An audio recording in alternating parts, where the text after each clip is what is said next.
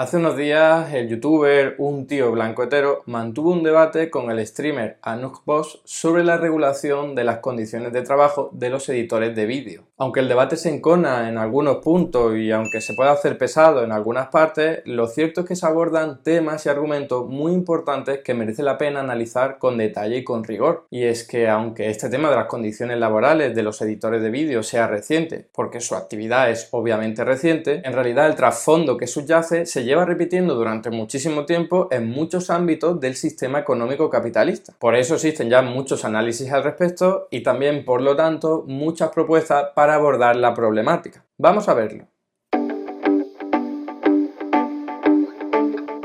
Comienzo recordando cuál fue el origen de este debate. Un grupo de editores de vídeo denunciaron recientemente las malas condiciones que sufren en su trabajo y llamaron a la organización para lograr una mejora de su salario y otras cuestiones laborales. El streamer Anuk Boss, uno de los impulsores de esta iniciativa, la defiende alegando que es la única forma que existe para que los editores no sean contratados con salarios y condiciones de miseria. ¿Por qué crees que hay 300 y pico personas, editores de diferentes, grandes, pequeños, que no tuvieron ningún tipo de reparo en entrar a una especie de, digamos, sindicato? Porque literalmente todos han tenido malas experiencias, impagos, han abusado de ellos, todos. Por su parte, Un Tío Blanco Hetero pone en cuestión esta medida porque, aunque reconoce que puede ser beneficiosa para los editores que se organizan, perjudicaría a los creadores de contenido que quisieran contratar editores pero que no pudiesen pagar salarios tan elevados. Y claro, si no los pueden pagar, pues contratan a menos editores, lo cual es negativo para esos editores que se conforman con ganar poco, ya sea porque están comenzando en ese mundo y lo que buscan es ganar experiencia, o ya sea porque viven en países donde el nivel de vida es más barato, por lo que con esos salarios podrían salir perfectamente adelante. Eso al final, pues lo que genera, pues son unos lobbies, unos sindicatos de editores que generen presión y tal para que se paguen ciertos precios y para mantener un nivel X, pero eso al final a quien perjudica y a quien echa es no solo a los explotadores que quieren exprimir a los editores, a esos también, pero también sobre todo a creadores de contenido pequeños que no tienen el poder adquisitivo para pagar a un editor senior o a editores pequeños, tío. Como podéis ver, este debate se parece mucho al del salario mínimo, aunque también tiene importantes diferencias, como veremos enseguida. Los defensores del salario mínimo señalan que esa es la única forma de impedir que se contrate con salarios de miseria, mientras que los que critican esta medida señalan que impediría contratar a muchas personas, especialmente jóvenes que se suelen conformar con salarios más bajos. Recuerdo que hice un vídeo sobre esto en el que vimos que en la academia no hay consenso a la hora de determinar si el salario mínimo perjudica la creación de empleo. El caso es que hay personas como Anuk Boss que quieren que haya una especie de salario mínimo en el sector de la edición de vídeo. La cosa es que no puedes tener un bar y contratar a un camarero por 200 euros. Entonces no puedes contratar a un editor por 100 euros. Es que no tiene sentido. O sea... Pero es que, ojo, el salario mínimo interprofesional vigente este año está en 1.000 euros al mes en 14 pagas, es decir, 5 euros por hora trabajada en función de la jornada. También afecta legalmente a los editores de vídeo que trabajen para otra persona. Es decir, está prohibido contratar a un editor de vídeo por menos de ese salario mínimo. El problema es que la Inspección de Trabajo no tiene nada fácil supervisar y vigilar este sector, porque la mayoría de los editores de vídeo suelen trabajar en casa y además con sus propios medios tecnológicos. Es más, como es muy sencillo contratar a un editor de vídeo que trabaje en su propio país, no está nada claro que el salario mínimo interprofesional afecte también a estas relaciones laborales. Y este es el problema más importante que tienen los editores de vídeo, que por las particularidades de su actividad compiten con todos los editores de vídeo de todo el planeta, incluyendo aquellos que se conforman con ganar menos salario porque el nivel de vida en sus países es más bajo. Esto plantea una dificultad importante a la hora de establecer salarios mínimos. Ya, pero que no entiendo la parte por la que tú tienes que estar obligado a pagarle el salario mínimo en España de una actividad que se realiza en otro país o que está realizando en otro país. Si tú contratas a alguien de LATAM cuando podrías... O sea, solo lo contratas porque es de LATAM, porque es más barato, estás haciendo que editores de España estén fuera del mercado y tengan que competir, eso es lo que pasa, porque tú, con un salario de LATAM, puedes vivir muy bien por 600 euros, pero un editor de España no. Y cuando bajas los salarios a 600 euros, los españoles cobran 600 euros. ¿Qué pasa? Pero que tú si no bajas los arriba, salarios a 600 euros. Sí, porque los editores tienen que adaptarse y te dicen, oye, vamos a editar por 15 dólares. No, pero es que eso es muy poco. Ah, pues contrata un venezolano. ¿Eso no es afectar al mercado de la contratación?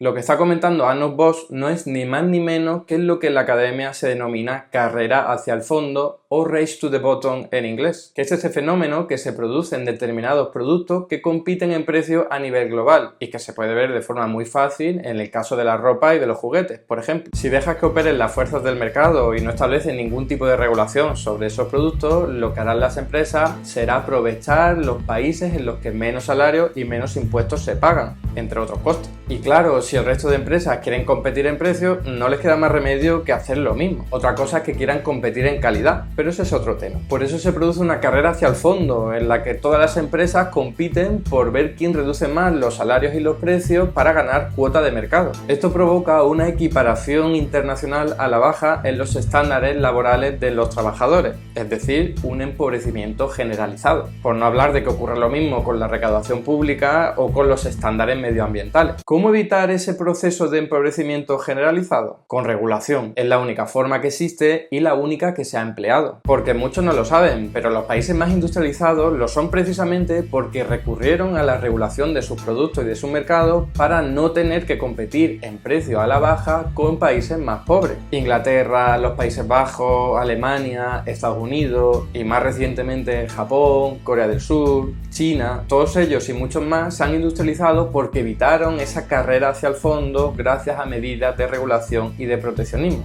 además de competir en calidad en vez de en precio. Si no hubiesen aplicado ese tipo de regulación, probablemente el empobrecimiento generalizado habría arrasado con ellos y hoy día no serían tan prósperos. Por cierto, un ejemplo claro y reciente sobre lo que ocurre cuando desregulas un mercado es en los camioneros, como expliqué en este vídeo y que os recomiendo si os interesa el tema. Por eso la regulación de las condiciones de trabajo de los editores de vídeo hay que entenderla desde esta panorámica general, macroeconómica, no individual. Si no regulamos sus condiciones, se seguirá produciendo una equiparación a la baja internacional en los estándares laborales. Los creadores de contenido seguirán contratando a editores de vídeo de otros países que cobran menos que en España y a los editores de vídeo españoles no les quedará más remedio que cobrar algo parecido. Y este proceso solo se agravará a medida que los editores de vídeo extranjeros vayan mejorando su experiencia y la calidad de su servicio. El resultado final: empobreceremos a todos los editores de vídeo, empezando por los españoles, hasta el nivel más bajo que exista en el planeta. Ahora bien, si para evitar esa equiparación hacia abajo se regulan las condiciones de trabajo con los niveles y estándares españoles, puede que se produzca también una equiparación hacia arriba, y esto tiene sus ventajas. Si tú como empresario estás vulnerando eso, haces que el resto de editores tengan que competir con gente de LATAM. ¿Que no sería mejor subirle a LATAM el precio de España para que el de LATAM viva muy bien y el de España también lo haga? Pero esto también tiene sus riesgos, como comenta un espectador del debate. Dice Toruk Macto, dice: si un editor de LATAM puede cobrar mucho trabajando para españoles, no querrá trabajar para streamers de LATAM. Te estás cargando a los streamers de países más pobres, dicen por ahí. En efecto, si los editores de vídeo de países menos desarrollados pudiesen cobrar al nivel de los salarios españoles, entonces exigirían también cobrar más a los creadores de contenido de sus países, y no todo el mundo se lo podría permitir. Por eso la regulación tendría que ir en los dos sentidos, no solo en uno, para evitar que los editores españoles tengan que cobrar poco, pero también para evitar que los creadores de contenido de países menos desarrollados tengan que pagar tanto. Estas perturbaciones económicas ocasionadas por los países de más renta sobre los países de menor renta ha sido muy estudiada por la literatura de la economía del desarrollo, especialmente a través de lo que se conoce como capitalismo periférico y sus palancas de efecto imitación o efecto ostentación. Si parte de una economía nacional se orienta hacia una economía más desarrollada porque ofrece mejores salarios y mejores productos, entonces tiene muy difícil prosperar. ¿Por qué vas a trabajar para desarrollar tu país si puedes trabajar para otro cobrando más y viviendo mejor? Las economías prósperas actúan, aunque sea involuntariamente, como una especie de freno al desarrollo de las economías menos prósperas. Por eso la regulación de las condiciones de trabajo de los editores de vídeo debe ser bidireccional, no unidireccional. Hasta ahora nos hemos centrado en los editores de vídeo extranjeros, pero como decía antes, a un tío blanco hetero también le preocupan los creadores de contenido que no pueden pagar salarios tan elevados, así como por los editores de vídeo que están empezando y que se conforman con ganar poco porque de momento su prioridad es ganar experiencia. Yo estoy convencido de que al final esas dinámicas lo que generan es que a creadores de contenido más humildes, que tengan, pues yo qué sé, pues eso, 100.000 suscriptores, 150.000 suscriptores, 50.000 suscriptores, y que estén creciendo y demás, les sea mucho más difícil disponer de ciertos servicios que los creadores de contenido grandes pueden disponer porque tienen mayor nivel adquisitivo para reinvertirse en todo esto. A ver, si un creador de contenido no puede permitirse pagar un salario decente, entonces que no contrate a nadie. Así de sencillo.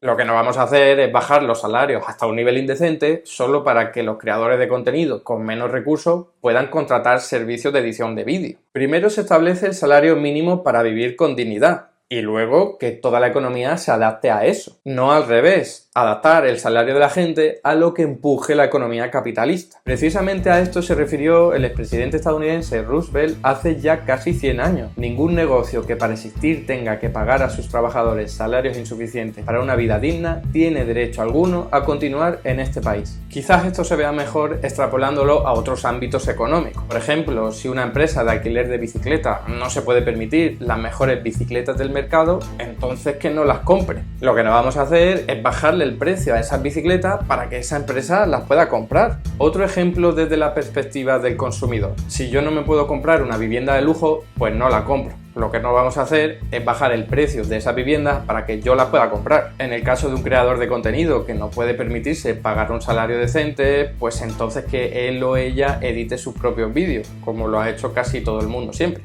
Y también perjudica a los editores más pequeños, a los editores más junior, que todavía no tienen la experiencia como para, dentro del mercado de edición que hay, poder aspirar a unos sueldos porque la competición puede ser muy grande. Pero es que para esto ya existe una solución muy conocida: los contratos de prácticas. Estos contratos permiten que personas que están empezando en un sector puedan ir ganando experiencia cobrando salarios por debajo del mercado. A los empleadores les sale más barato porque normalmente ese trabajo es de menor calidad. Pero la clave de este asunto es que los contratos tienen que ser temporales, es decir, que se acaben cuando el trabajador tiene suficiente experiencia. Así se logra que se paguen salarios bajos solo a los que están empezando. Si no regulásemos el mercado, todos los editores de vídeo pasarían a cobrar salarios bajos, no solo los que estuviesen empezando. Que es ese equilibrio al que conducen las fuerzas del mercado en esa carrera hacia el fondo que hemos comentado y que incluso a un tío blanco hetero le parece muy bajo. A mí el precio de partida que me decían que era como el promedio que se paga por vídeo, que era, sí, no sé si me dijeron entre 10 y 15 dólares, a mí me parecía que era un precio excesivamente bajo y muy bajo, sí. Pero ese es el precio que había dentro del mercado y que a mí me decía la peña que, oye, este es el precio que estamos manejando. Por último, vamos a centrarnos en por qué los editores de vídeo acaban aceptando salarios tan bajos y qué se puede hacer para evitarlo. Cuando hemos sacado el tema de los precios orientativos y tal, mucha gente ha dicho, pero ¿cómo que 2.000 euros? ¡Qué locura! Pero, claro, como mucha gente está mal pagada, normaliza mal pagar y seguimos en esa instancia. Dice Chema que digo que el trabajador también tendrá la potestad de decidir si quiere trabajar con esa persona o no. Esto último es el típico discurso del liberalismo económico. Si la gente acepta salarios bajos es porque quiere, porque nadie la ha obligado. Es libre de aceptarlos o no aceptarlos. Y es también el argumento más falaz que existe. Para entender por qué, conviene aclarar qué es la libertad. Acorde a la literatura filosófica, existen dos nociones básicas de libertad: la negativa y la positiva. La negativa es la concepción dominante. Esa situación en la que uno actúa sin que una tercera persona le ponga obstáculos o limitaciones. En el caso del editor de vídeo que acepta salario de 300 euros, sería libre en términos de libertad negativa, porque nadie le está obligando a hacerlo ni impidiendo nada. En cambio, la libertad positiva es aquella situación en la que existe la posibilidad de orientar la voluntad hacia un determinado objetivo, es decir, de tener plena autonomía en las decisiones. Aquí evidentemente el editor de vídeo no está siendo libre en términos de libertad positiva, porque no está aceptando ese salario porque quiera hacerlo, porque sea su objetivo, sino porque no le queda más remedio que hacerlo. No tiene autonomía en su decisión, por lo que no es verdaderamente libre. Le ofrecen ese dinero y lo acepta, porque todos sabemos que el mundo es cruel y o aceptas esos 300 o te vas a la mierda. Se necesita la gente comer. Eso es entendible. En efecto, el editor no tiene libertad para elegir esos 300 euros, porque aunque nadie le obligue a ello, la situación sí le obliga, porque la alternativa es quedarse sin ingreso. Esto es justo lo que Carlos Marx llamó ejército industrial de reserva. Mientras haya un ejército permanente de desempleados, el miedo a perder el puesto de trabajo empuja a la gente a aceptar cualquier condición que le imponga su empleador. En otras palabras, mientras haya un ejército de desempleados, los trabajadores no pueden ser verdaderamente libres. Y aquí es donde podemos extraer una de las soluciones a este problema. Si lo que lleva a los editores a aceptar salarios bajos es el miedo a perder el empleo y quedarse sin ingresos, lo que hay que hacer es garantizar que siempre tengan un mínimo de ingresos, hagan lo que hagan. De esta forma nunca aceptarían trabajos mal pagados y a los creadores de contenido no les quedaría más remedio que pagar mejor. Aunque en este caso sería imprescindible, como decíamos antes, que se regulara el mercado para que no se pudiese contratar sin medida a editores de vídeos de otros países que cobran bastante menos. Y básicamente hay dos medidas importantes que garantizan un ingreso mínimo: la renta básica universal y el trabajo garantizado. Os dejo un vídeo aquí para que podáis profundizar en ellas, aunque os resumo de qué van. La renta básica universal consiste en que el Estado garantiza un ingreso mínimo a todo el mundo simplemente por el hecho de existir. En cambio, el trabajo garantizado consiste en que el Estado garantiza un puesto de trabajo con un salario mínimo a todas aquellas personas que quieren y que puedan trabajar. En cualquiera de los dos casos, el resultado es el mismo. Ya no habría miedo a quedarse sin ingresos y por lo tanto ya nadie aceptaría trabajos mal pagados. En definitiva, aunque el problema laboral de los editores de vídeo sea reciente, su esencia no lo es y existen desde hace mucho tiempo medidas para abordar esta problemática. Por un lado, regular el sector para que nadie cobre un salario que sea considerado indigno, evitando así una carrera internacional hacia el fondo en materia de salario. Esto exigiría una supervisión laboral más exigente y potente que la que conocemos hoy día. Y además lo ideal también sería que esa regulación operase en los países menos desarrollados para evitar las perturbaciones económicas a las que nos referíamos antes. Y por otro lado, aplicar una renta básica universal o un trabajo garantizado para que todo el mundo tenga un mínimo de ingresos y nadie se vea obligado a aceptar salarios de miseria. Como podéis ver, aquí no hay nada nuevo, está todo inventado. Lo único que hace falta es que haya voluntad política para ponerlo en marcha. Y hasta aquí el vídeo de hoy. Muchas gracias por estar ahí y si te ha resultado interesante, no dudes en comentar, darle like y compartir, que la teoría económica dominante no se combate sola.